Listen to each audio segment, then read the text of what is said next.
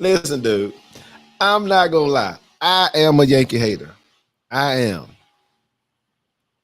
And but they ain't won nothing lately, bro. Okay. So you say 2009? Mm-hmm. That's a, that's what over a decade ago, almost, right? I mean, that's more than a decade. That's like over 10 years ago. Okay, your point. All right. When was the last time the Red Sox won the championship? You. All What time. is your point? 22nd of October 2021 against the Astros. No, they didn't. No, No, no, no, no, no, no, no. that's not right. No. When See, was the last time the even she World Series lying. was won by Red Sox? On the 22nd of October 2021, the Red Sox No, played the She's Astros. not understanding she my talk question. about the win. She talk about won a game. You need to go. 2013. 2013. Okay, so 2013. we 9, y'all 2013. All right. Okay, No, cool. but for the last, but within the last, let me say this. Within the last, um, I'm gonna say within the last 15 years, I think we got more than what y'all got. Okay, and Real talk. I listen. I'm a Yankee hater, so I get it. But let me say this. What I was about to say. I was about to say y'all Yankees, y'all Yankees, y'all remind me of them damn Cowboys. no. Yeah, yeah, yeah. See how you went back. We No, got more no, championship. no. We That's got what you said. You said we got more championship than ever before. And I'm like, yeah. the last The time. black folks Last couldn't play time, back then. listen, the last time the Cowboys won anything that even meant anything was 20 1996. some years ago. It's been It was 20 plus. 1996. Actually, it's been almost 30 years now. Yeah, Yeah, in 1996. yeah, it's crazy. Yeah. Yeah, That's so when they had you can't compare, their powerhouse. them to them. Right. Yeah, that's when they had their powerhouse. Mm-hmm. Yeah. Emmitt Smith and all them boys. Yeah. Aikman, Irvin. Yeah. That was crazy. But anyway, brother, we are about to get started. Let's go.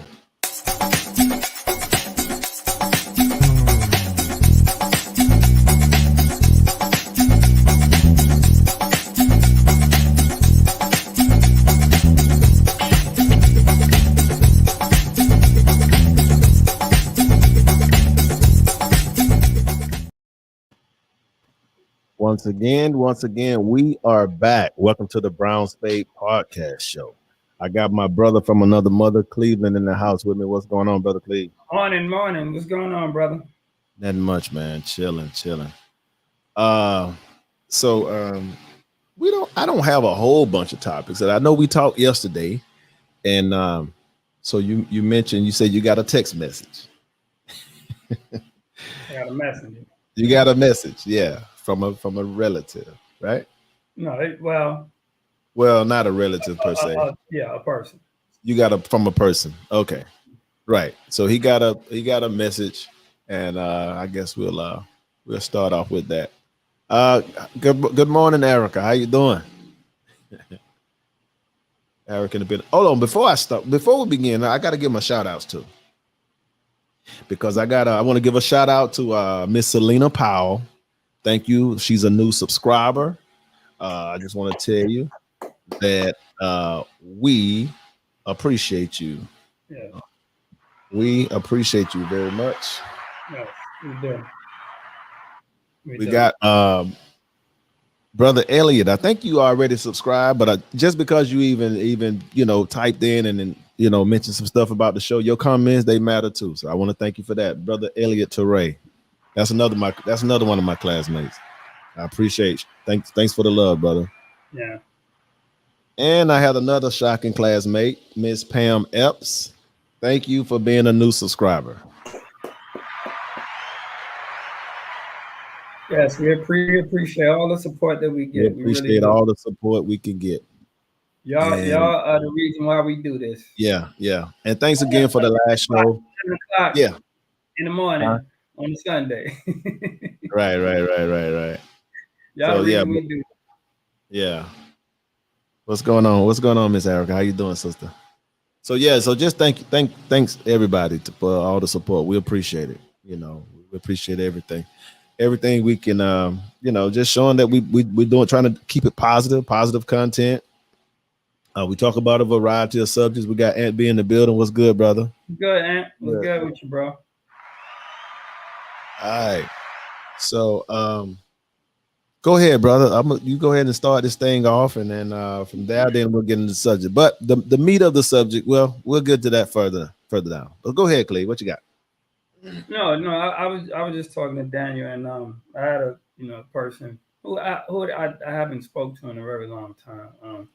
Just messaged me, you know, hey, because I just came back off vacation and everything. Like, man, beautiful pictures, great, and beautiful family, and immediately, went into the, you know, he's down on his luck and this, that, and the third, and can I help with some money, a couple of dollars. Right, And the sad part is, like, for one, we don't talk on a regular. Me and this person don't talk on a regular. That's one. right. And two,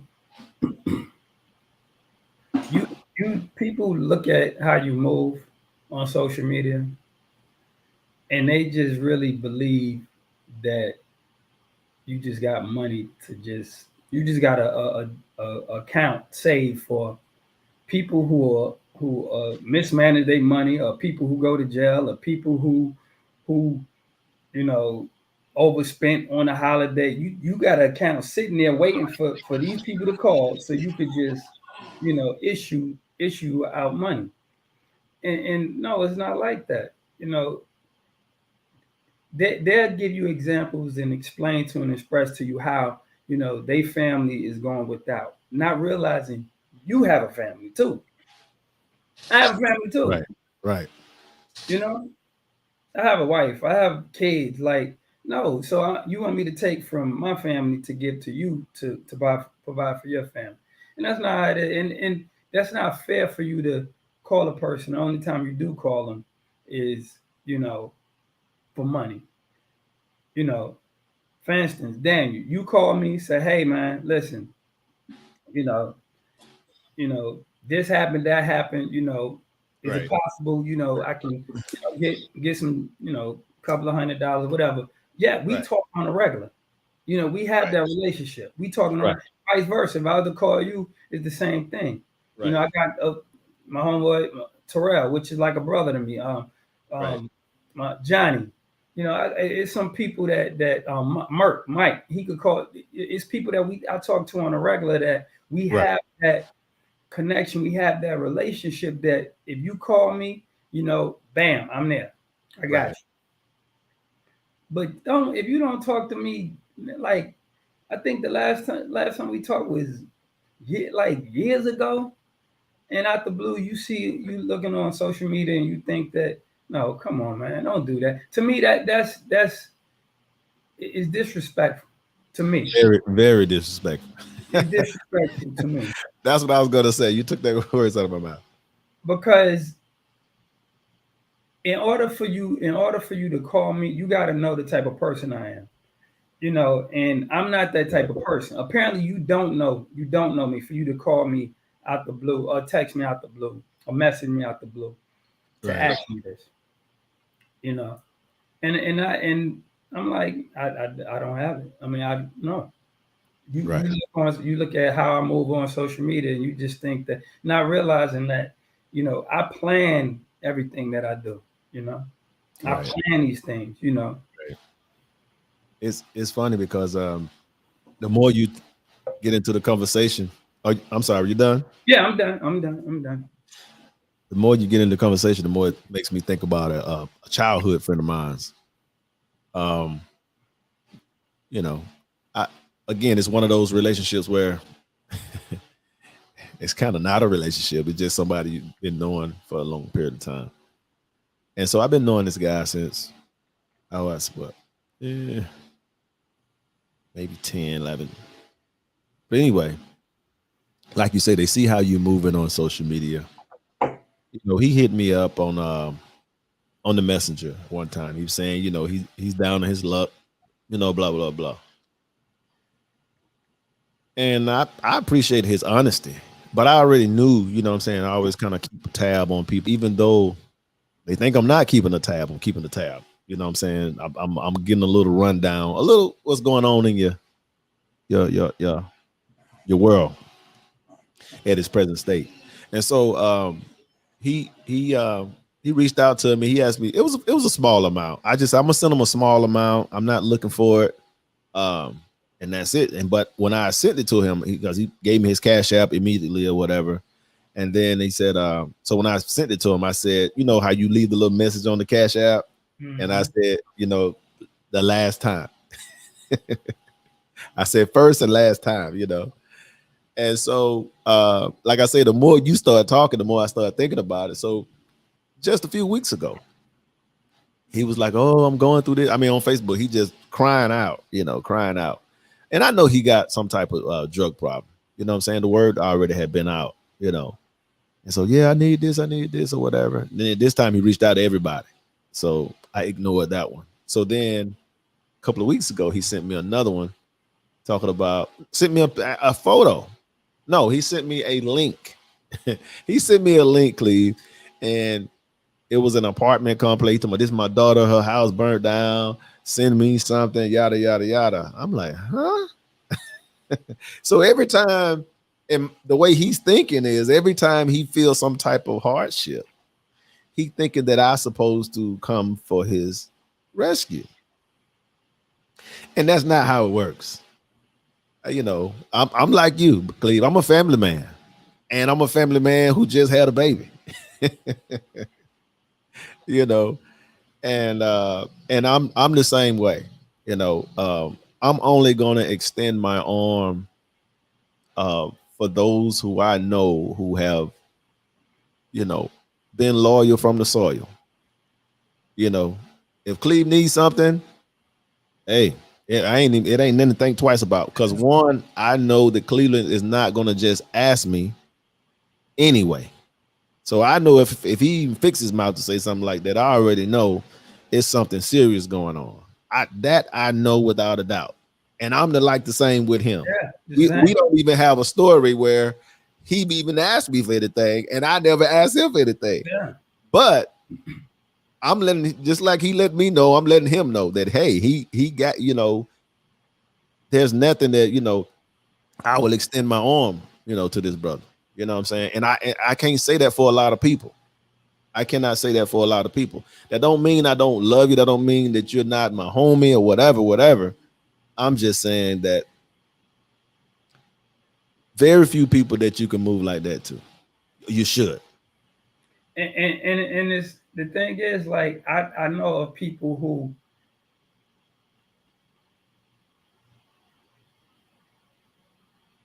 Yeah, E. That's the way it goes. That's the way it's crazy. It's crazy. But like some people I know that, like, they don't like, it's always hard time. Like, they always catching it. Like, they can't get a break. And I know things happen to people, but you can never get a break. Like, you. But I'm gonna tell you, but I know those kind of people though. Yeah, me too. And the thing is, Cleveland. I'm sorry. Go ahead. No, I was gonna say, but the thing is, then you like, it's self-inflicted. There you go. It's self-inflicted. There you go. Yeah. You don't have the money to pay for, for rent, but you just spent all this money going to Vegas. Right. Like, you know what I'm saying? Like, they do stuff and then want people to have sympathy and no, come on, man. Yeah, you're absolutely right. I mean, the thing is, you're doing the same. You have the same old habits, and you're looking for a different result. It's not going to happen unless you change your habits. So basically, these type of people that we're referring to, they have bad habits, and they're not necessarily drugs. You're just not managing your funds right. Some people just not good at managing their funds, and you have to learn to master that. Because if you don't, then you're gonna forever feel hardship. You're gonna forever feel the need to ask somebody for something, feel like you in quicksand. But like Cleve said, it is self-inflicted. All right. He late, but he's here, y'all. You're a little choppy now. Come on now. Let's clear it up. Jeez, what's Hey, good, what's man? going on? All right. Get your Not Wi-Fi much. How straight. You y'all doing? frozen. Okay, there What's you going go. on, There you man? go. There you go. We good, man. We good, brother. Long time no see. Okay, yeah. I know, right? How you been, man? Man, I can't complain, man. Life is a dream. Can you hear me? Yeah. Yes, I can hear you. Are you? You got to be stationed because you moving. It's Yeah, gonna. where you going? Wherever you going, sit still.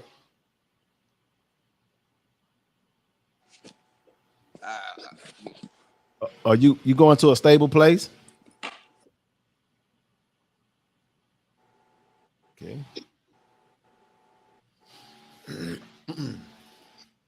So when I No, I was saying make sure that you're going to a stable place so you won't keep going back and forth. Because you keep going in and out. I was just trying to get closer to the router. Gotcha. Okay. Good deal. Good deal. Cool. So what's going on, brother? Not much, man. Just out here living, loving, learning life. That's it. That's it. Yeah, that's true, and Brown. People, and the thing is, like, it's certain people that I know if they call me and ask me for help, they really need it. Right. You know, they really need it. And I listen, I don't mind helping, you know, if I can. You know, but to me, like I have had family members where I told them, you know, I'll be there for them, but they thinking financially. You know, I listen, my grandmother, you know, she has never physically given me money, you know, when she was alive, as far as me asking for money. But the knowledge and the stuff that she have given me that I'm using now, things that I think about that she told me, explained to me, is priceless. Like I'm using it now, just the way I move, just the way I live. To me, that's more important. That's why it makes me upset and it pisses me off when mothers, you know, think that the only thing that a father could bring to a child's life is money. You know, Right. when no. You know, experience and knowledge is priceless, man. So I shouldn't. You shouldn't always call me for money. You know, it's just crazy. It's tacky, man, to me, and it's a sign of disrespect. Yeah, especially when you haven't talked to a person in a lengthy amount of time. Mhm. I mean, like I haven't seen this dude. I'm not exaggerating. I probably hadn't seen this dude in 20 years. Yeah. You know what I'm saying? You know, and I got love for him, and I wish him well. And I hope he get over with wrestling with his demons or whatever. But I'm sorry, my guy. I'm not your sponsor. Yeah, Keith, we to bring you up to speed. We was talking when I just had a person reach out to me when I got back off vacation. You know what? They looking at me on Facebook saying how I'm moving, and they pretty much asking me, for money. And I'm like, and I haven't spoken. That's old. Well, I mean, it's happened to me on several occasions, but this one here is a person that I haven't talked to. Shoot, I'm talking about in years. Like, I mean, maybe 20, like I mean, really talk to this person. Now I seen him on social media, you know, and when I do see them on social media, it's always woe is me, you know, woe is me, woe The is me. victim. The victim.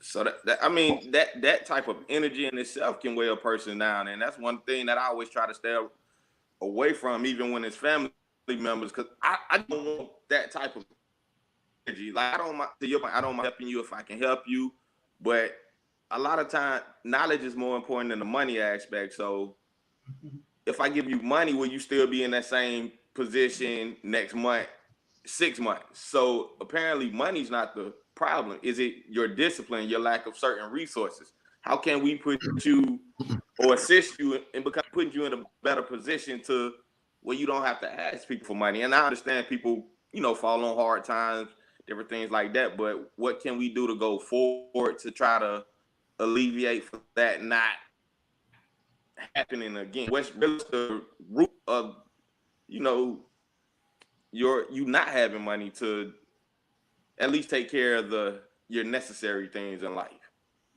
Right. I would okay, so Aunt B got how about family you haven't spoke to in years called and asked for money? So that's basically what we were saying early in the conversation. It's the same thing. It's the same. The rule applies. It's the same. And everything is also predicated on your character.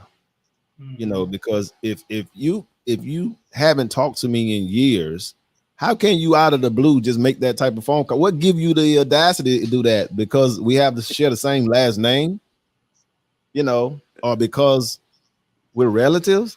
That's insulting to me. You haven't talked to me in years, and you ain't even asked me how I'm doing, and you're gonna ask me for money.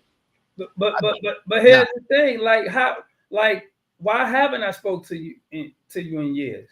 Right. You know what I'm saying? That's another question. Like, why haven't I spoken to you in years? Like, did we fall out? Because I'm gonna tell you, I tell people all the time when, listen, if I let you borrow this money, it's only 1% that I'm gonna get this money back. But guess what? This money is gonna say more about your character than it will about mine. I promise you it will, because I know if I give it to you, I can't expect it back. I can't get mad if I don't get it back, because I shouldn't give you something that I need right back. I shouldn't hurt myself to help you. Like that don't make sense. So I wouldn't give you the money if I need it back. But guess what? If I give you this money, and because people would get mad at you about, you know what I'm saying, owing you money, they get mad, they get upset. And you be like, how are you mad at me? You asking for your money. Yeah, Right. Because I didn't slowly give it to you. And the thing is, like, the payment plan and all that, I didn't payment plan you when I gave it to you, so don't payment plan me when you're trying to give it back. Right. And I'm sorry, go ahead, brother. No, I was gonna say, listen, I don't know, I can't remember which. I think it might have been my grandfather. Somebody told me years ago, like, if you want to get rid of a person, let them borrow some money. Right. Let them borrow some money. And to answer your question, Ambi, I'm gonna give you another example. Then after that, we're gonna move forward to the main subject. So, I had a childhood friend. Actually, he was my brother friend. He became my friend in time. But I've been knowing this guy, almost my whole life. And I loaned him some money, and I expected it back. Now, I looked at him like a brother, and I, had love for this guy.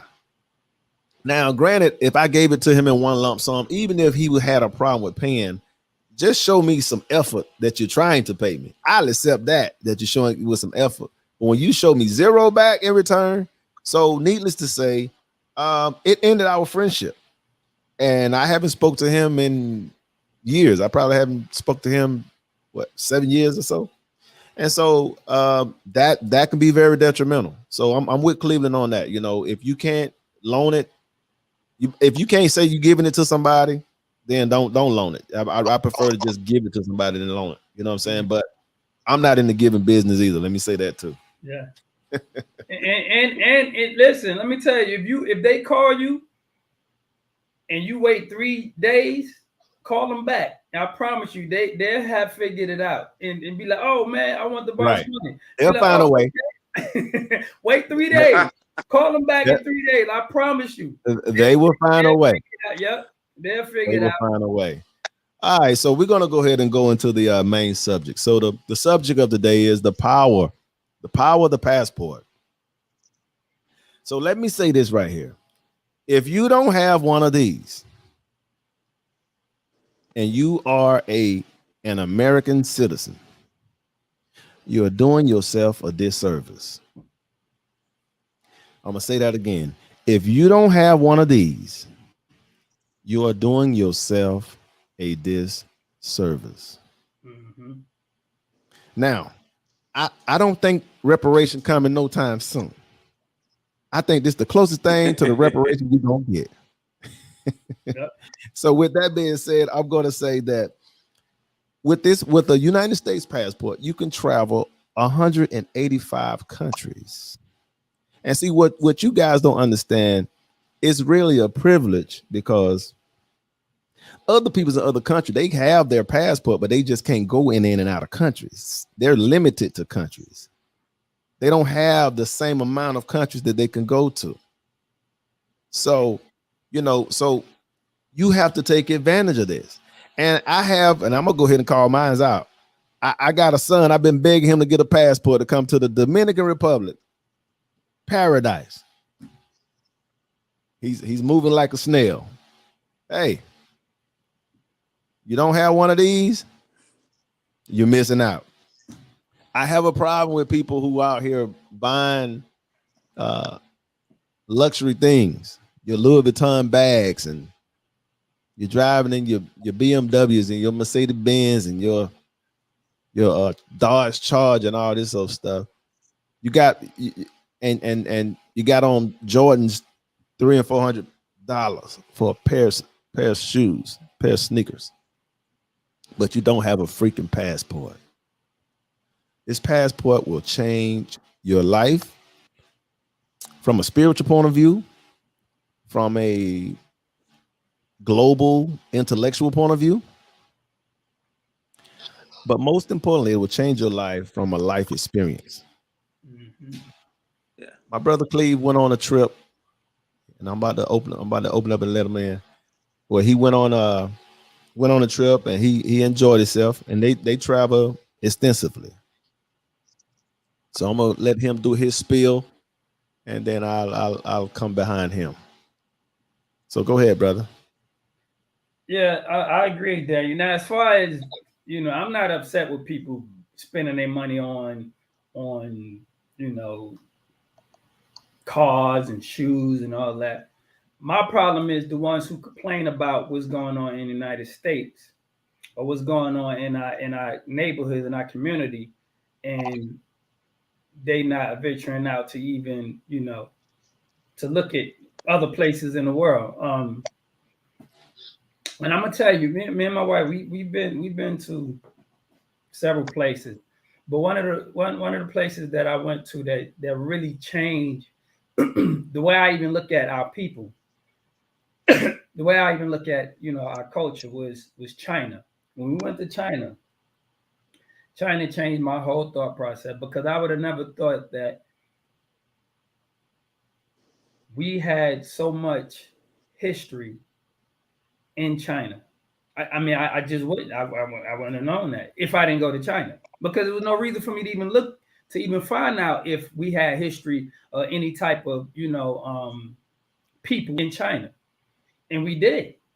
Right. It blew my mind. Now elaborate to the subscribers. Now explain to them people meaning what. Well, one of the things I learned that the first like if you go over there, the statues that they have, the first monuments they have of like monks and everything were black people. They had dreads, the face, the big nose, the big lip. It was us. But we don't see that in history. And up in the mountains, still to this day, they have the Bushmen, which are our people. Those are our people. And I wouldn't have known all that.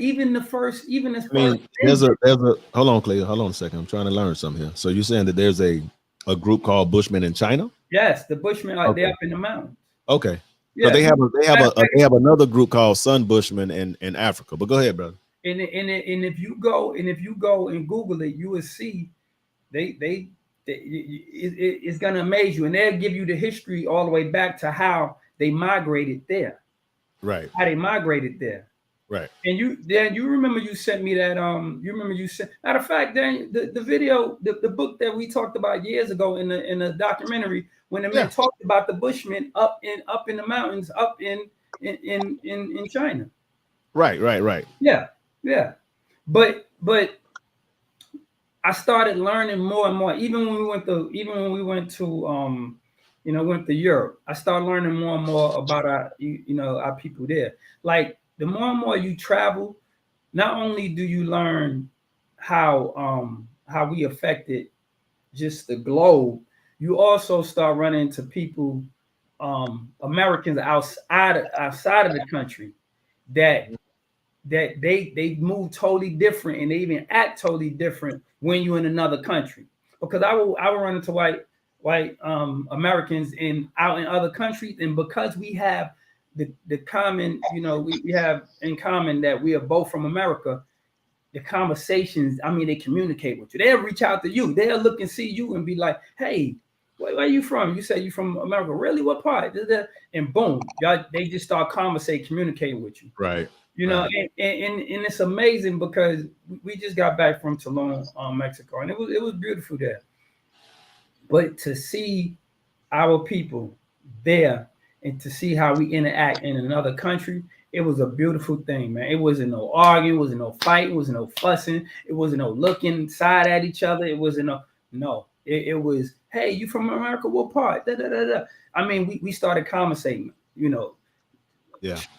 Trading information. Okay, we trying to come back and da da da da da. Boom. Right. It's amazing, man. So traveling, and especially if you single with no kids, man, listen, you should have a passport. You should have a passport. I definitely agree.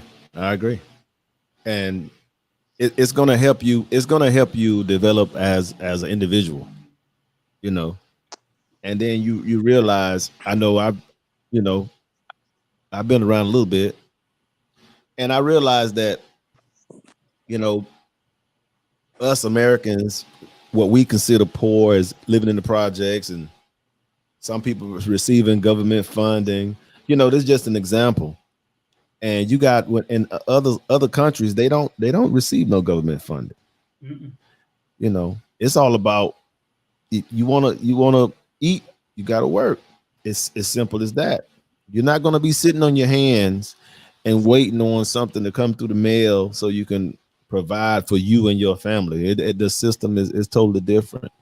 And I realize also that, and I know I said this before in another show, that the people that we call poor, they are some of the most richest people when it comes to spirit, and they're so happy and humble, stress free, and they everybody know how to go along as a family unit. They don't mind sharing. And another thing I learned too, just traveling, and I'm comparing like throughout the places I went, I realized how we've adopted a European behavior. We've developed being selfish, where our grandmothers and great grandmothers, they didn't mind sharing. They understood sharing. They understood the family unit. They understood sticking together. And I think now we, as Black Americans today, I think most of us are just selfish people. Yeah. Yeah, I agree. Yeah. And I mean, another thing I learned, what I love about traveling, for me, I love to see something different other than what I know. Mm-hmm. I love to see different cultures. I love to hear different languages.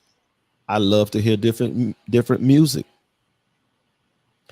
I also like to compare different customs,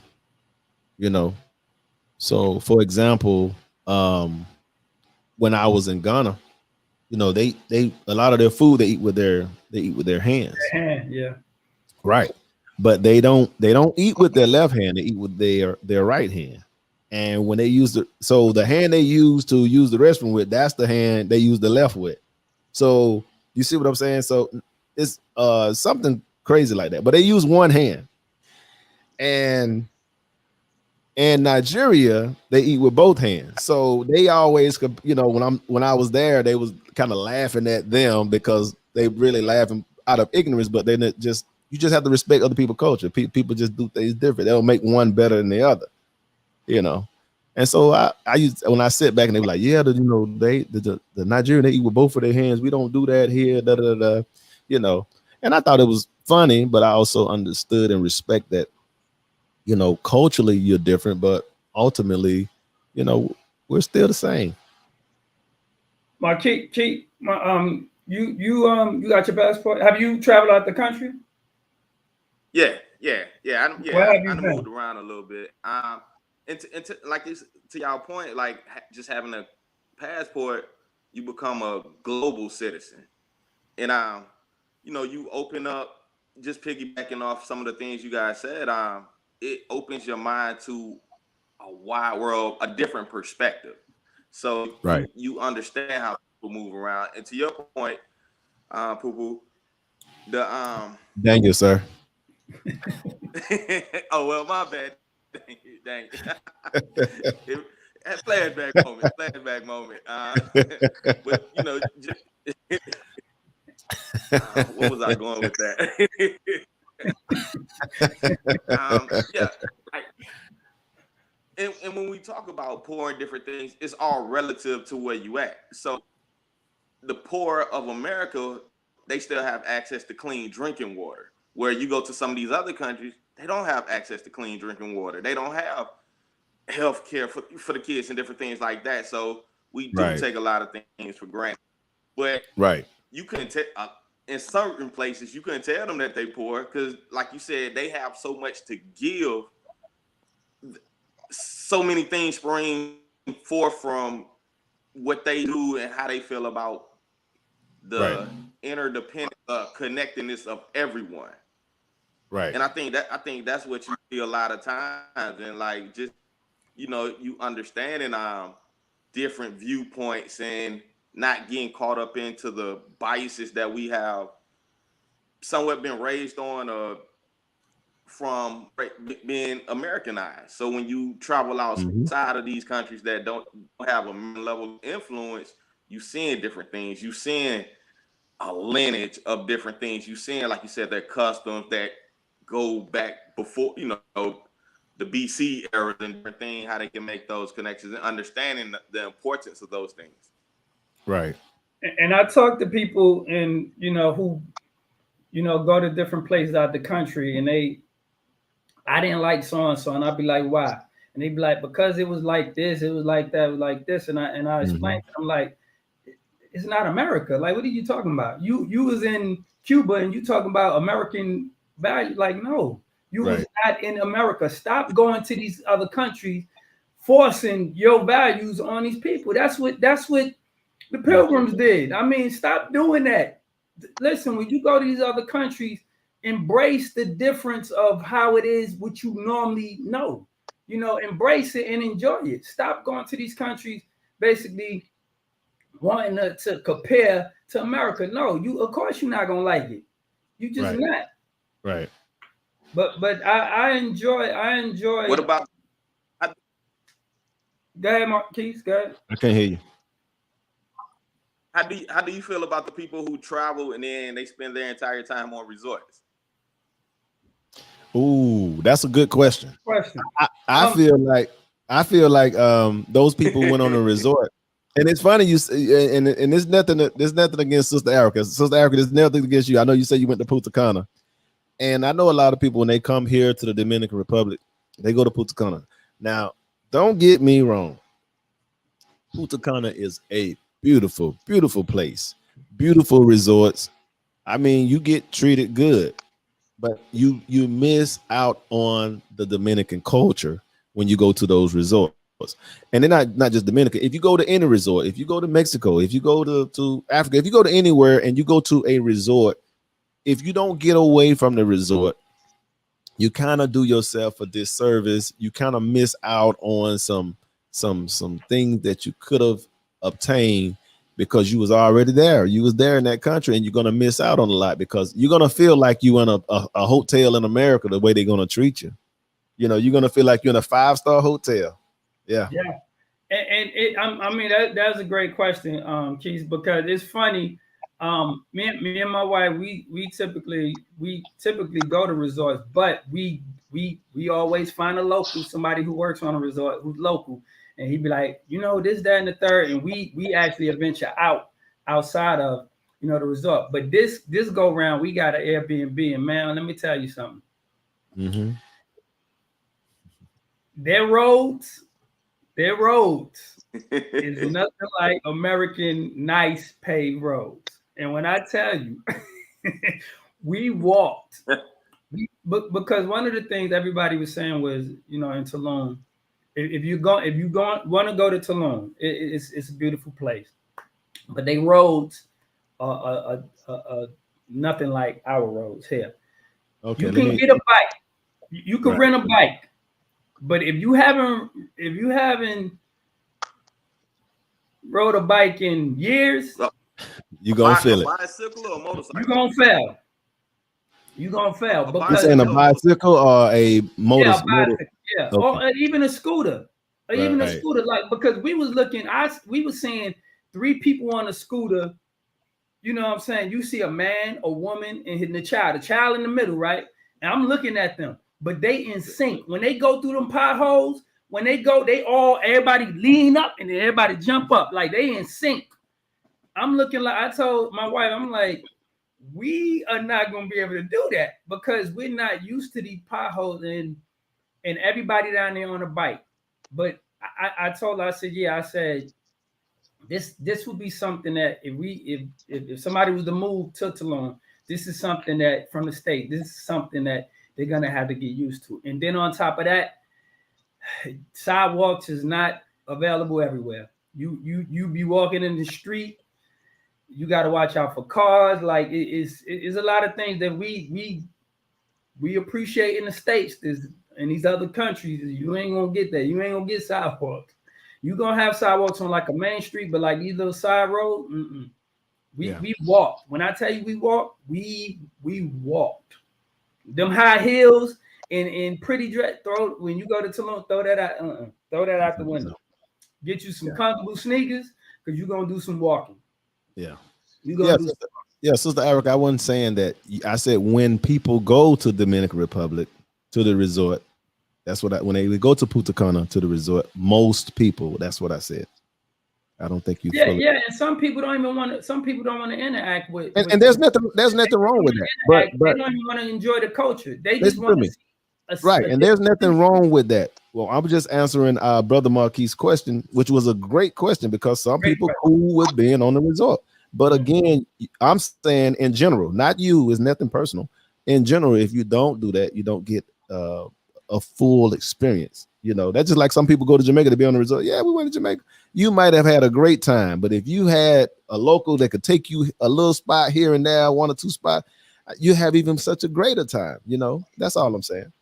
Yeah, because you really get a feel of you really get a feel of like the resorts have you feeling like you at home. You just have a beautiful place. Yeah. When you go outside of the resort, you really feel like you out the country. Yeah. I mean, when I went to Punta Cana, I had a great time. But to your point, I think some people Go ahead. Some people have been conditioned to think like if you outside of the resort, it's not safe. And and they don't, and it's like, well, it's not safe anywhere you be at. If somebody's really you are trying to get you, you just have to always be cognizant and conscious of your surroundings and be aware. But to your point, why spend money to travel to a different country and not immerse yourself in that culture of the people, the food, the music, just everything? I get like if you a vacation, you want to go to a resort, you can get a luxury America and stop the pool, right? Or maybe I'm chill at the resort, but I have to go and immerse myself. Let me, see the people. Let me see how they live or what they do, their nightlife, their the museums.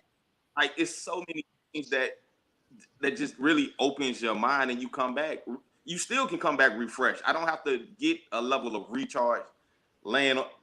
Sitting poolside drinking a Mai Tai or, whatever they drinking at the particular location. I still can get recharged going to the museum in the city or meeting somebody and try to understand different language and communication. When I was in Cuba, my Spanish is very, very choppy, so I speak very little, but I can understand.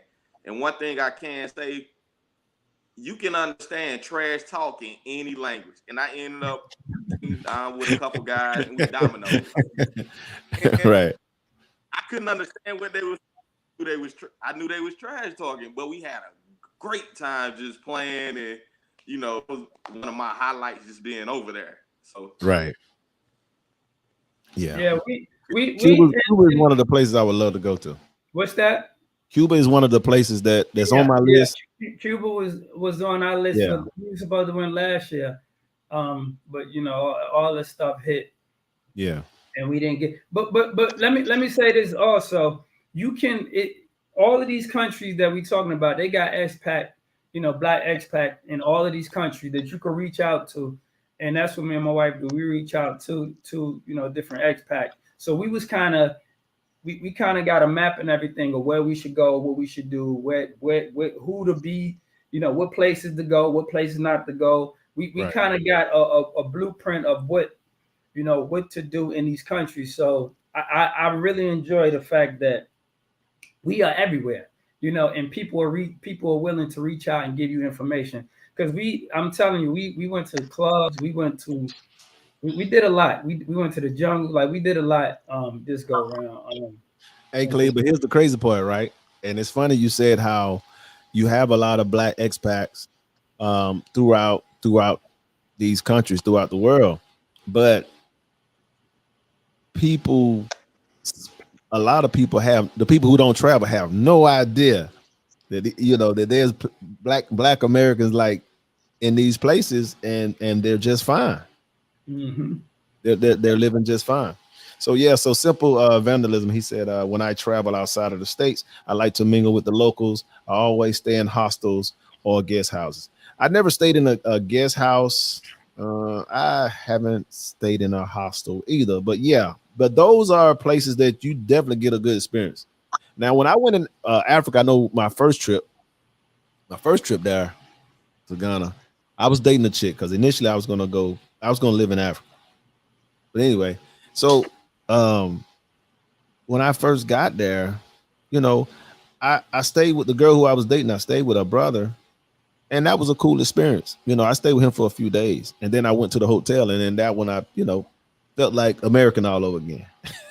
You know what I'm saying? Everything is there. You know, everything is accommodated to you. But at his house, you know, you don't have the run. I mean, it was a nice apartment. You just don't have the universal plumbing. So we would go walk to the well. You take these buckets of water, you pump the water, and then you bring the water back. Okay, this one for shower, this one for dishes. You know what I'm saying? Like that. And I enjoyed that experience. I didn't look down on it. I didn't frown upon it, anything like that.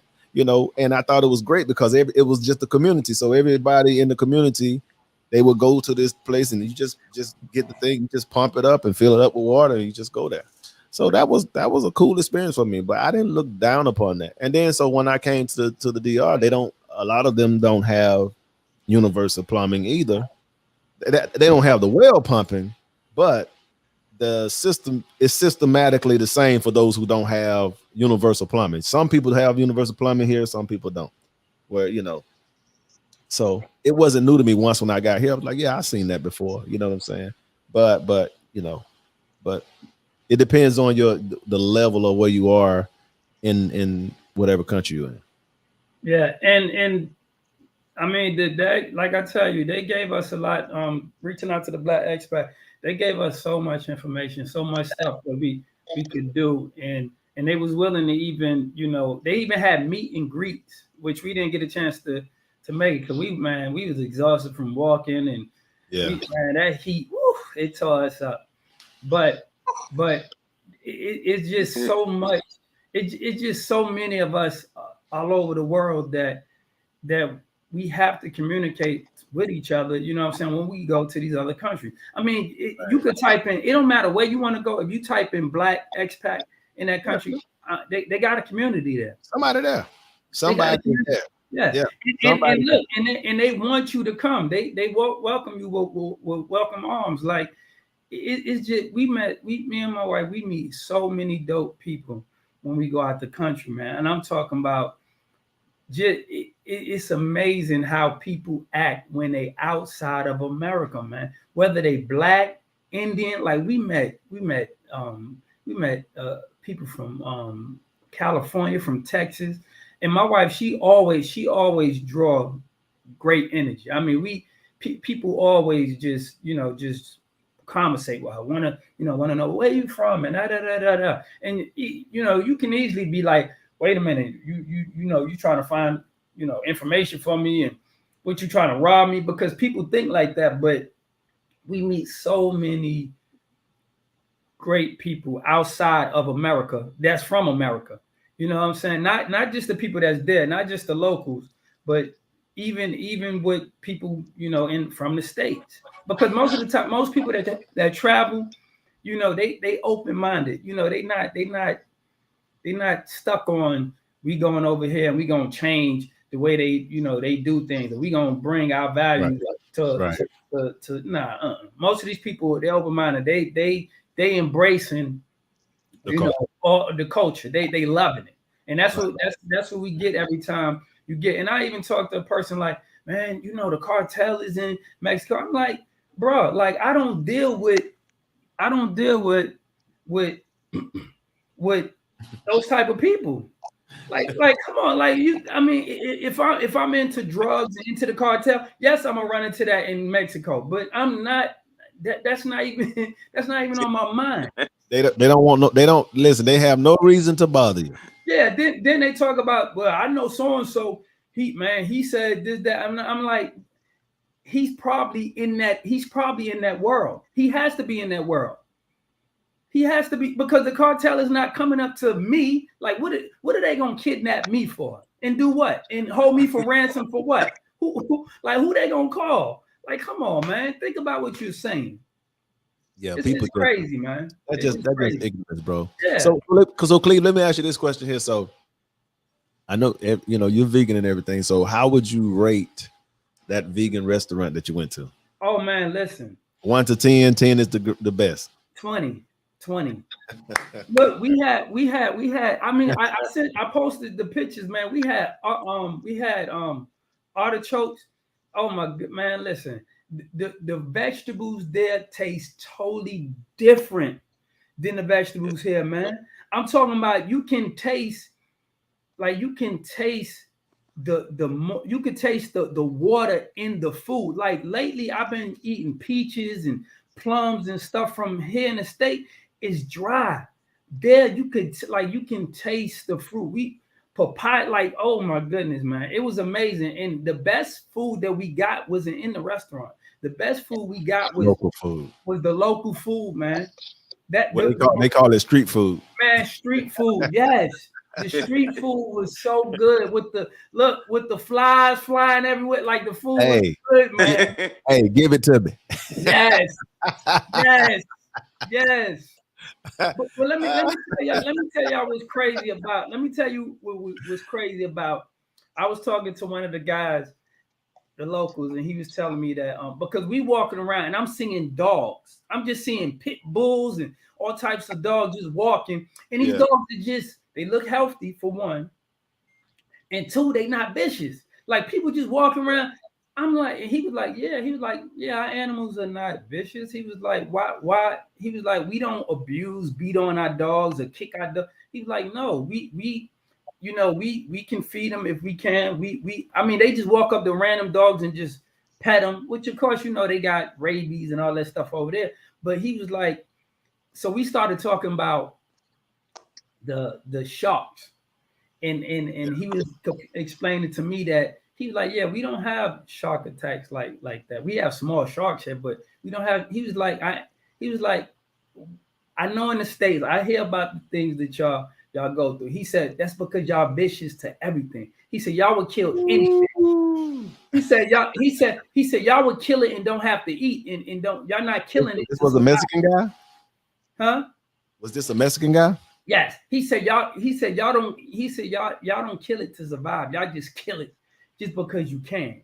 He said we don't do that to our animals over here. He said, hell, our alligators, we swim with our alligators. Because if you seen the pictures if you seen the pictures I posted, I was looking in the water because I was like, it could be alligators down there. But he was like, yeah, he was like, our alligators don't they don't attack. They're not aggressive like that. He was like, not to say we train our alligator. He's like, but our animals around here are not vicious like that. He said, I hear the stories how y'all got dogs attack people. He said, because people train these dogs to attack. Mm-hmm. He said, our animals over here are not vicious. Like, he said, we swim with alligators. He said, we swim with alligators. I was like, wow. That's crazy. And it shows because the dogs are just walking around, cats and dogs just walking around mingling with one another. They ain't chasing each other. But none of that. They just mingling. Yeah. Crazy, man. I tell you, man. And here in the States, I mean, yeah, we just it's just peaceful over there. And these folks, the crazy thing is, if you think about all the drugs and everything that so-called comes from Mexico, whatever, I didn't see a whole bunch of crackheads or dope fiends walking around there. But that's where the drugs so-called come from. But I didn't see a whole bunch of right. But the thing, see, well, here's what people don't understand. Like America's are, and I'm not jumping the subject just to piggyback off what you said, but America is like they utilize drugs. You know what I'm saying? Like people in Mexico. I'm not saying people in Mexico don't use drugs, but not like Americans do. And they're getting more bang for the buck. So that's why they shipping it to Americans, because this is what America want. Yeah. And don't get me wrong. People who's approaching us like, hey, but it's not on the level. My point that I'm saying is, in America, it's on a level from a black market as well as a medicinal market when it comes to abusing medications out of the hospital. But that's another stuff. But I'm just saying, yeah. And also you can get Viagra and all these other drugs that's over the counter, like all these other drugs that you have to go to the doctor to get a prescription for. You can get it in Mexico over the counter. I took a picture of all the drugs and stuff that you can get that you have to go to a doctor and pay to give you in Mexico. You just get it. Yeah. You just get it. You just go to the pharmacy and they got it. Yeah. These people are not abusing it like that either. Right. That's because here, where there in the States, it's very strictly regulated because it's all about control. Mm-hmm. You know what I'm saying? Yeah. It's crazy, man. It's crazy, man. So, I think, Brother Keith, you still with us? You see you going in and out. I think he's wrestling with it. He's going in and out, in and out. And the thing is, like I was saying, if you single, man, travel. I mean, and listen, I'm not promoting our people to go out the country and just to date out the country. But when you go in these other countries, you meet women and you meet men that are like-minded, like you, who want to travel. Most of the people that likes to travel, they there. Yes, and you can meet a person and you can meet an American in another country in date, because it's just amazing the people that we meet. We meet some dope people outside the country, man. Yeah. From America. I'm about American. Dope folks from America, right, outside the country, man. Mm-hmm. So definitely, I would advise anybody that's, hey, if you feel like America is no women, no men here, go outside the country and you can meet. I promise you'll be able to meet some people outside the country, man. You'll be able to meet some people outside the country. Nice. Yeah, yeah, man. Cause it's funny. Like the expat people that we follow and everything on social media, most of them are women. Mm. I'm willing to say 90% of them are women. Okay. Look at Marquis. I can hear his brain scratching. Yes, most of them are women. Just go to. All you got to do is go to YouTube or you could go to Facebook and follow Black Expats. Okay. You know, and you know, subscribe or whatever to Become the a part of the community.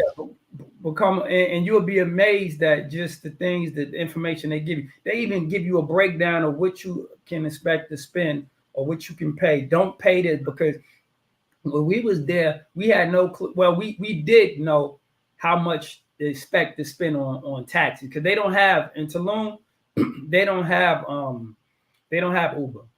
It's strictly taxi. Mm-hmm. It's strictly taxi. And you can negotiate. You know, we had to find it. We had to find out. Okay, these folks think they slick. You know, my wife bought one of these hats, and after she bought that hat, it was on. They was like, oh, they tourists. They brand new. Yeah, they start, man. They start coming at us. Americana. Yes. They was like, oh, they tourists, because ain't no way.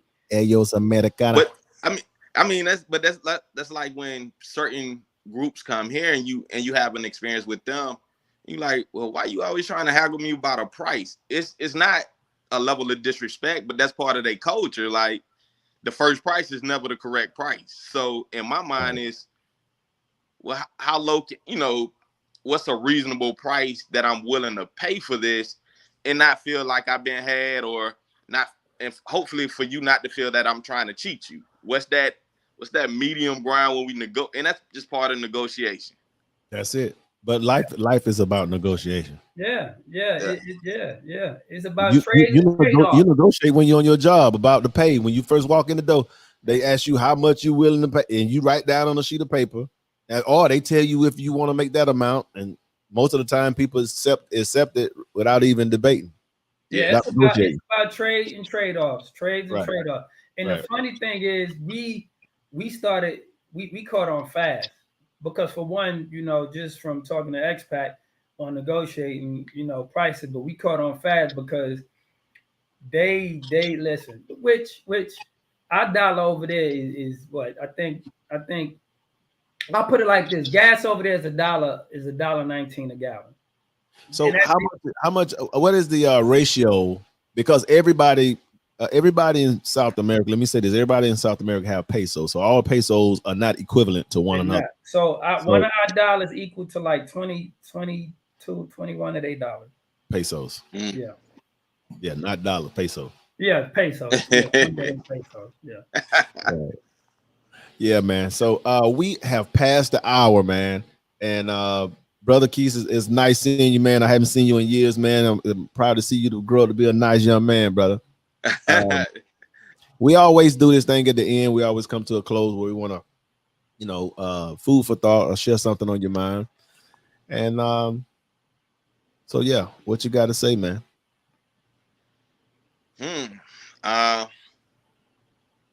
You know, so much going on in the world. Don't allow yourself to be boggled down with trivial things. Always focus on that bigger picture.